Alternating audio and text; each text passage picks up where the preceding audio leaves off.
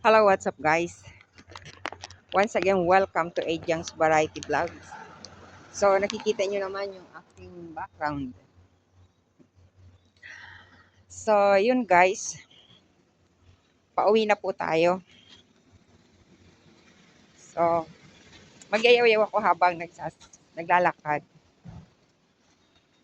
Napansin ko kasi, last year nagpa-check up ko dito, mataas na yung BP ko.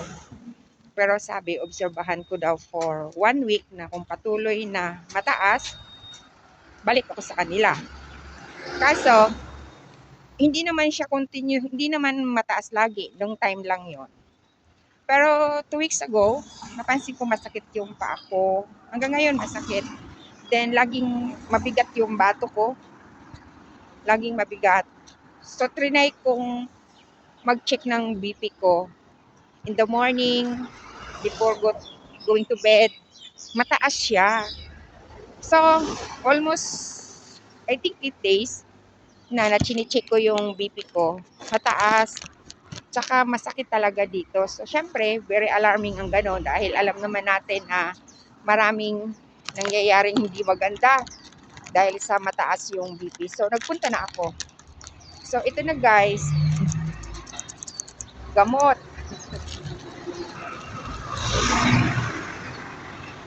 May gamot nang iinumin every day. Then, one thing, babalik ako dito by first week of March para sa i-check yung blood ko. Then, March 19, balik na naman para sa doctor appointment. So, yung guys, ang aking lakad ngayon. Dahil totoo, hanggang ngayon, masakit pa rin yung paa ko. Honest naman yung doktor. Sinabi niya, kailangan mo mag-diet. Which is true. Kailangan mag-diet, diba? Pero taglamig, ito, winter, Chinese New Year, Lord, ang hirap-hirap mag-diet. So, yun lang guys, pauwi na po ako. At ito nga, gamot for 3 months to, gamot for 3 months. So, ang binayaran ko lang is 50. 50 lang yung binayaran ko.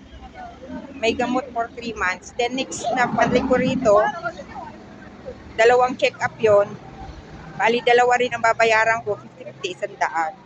So, ganun lang guys. Bye! God bless everyone!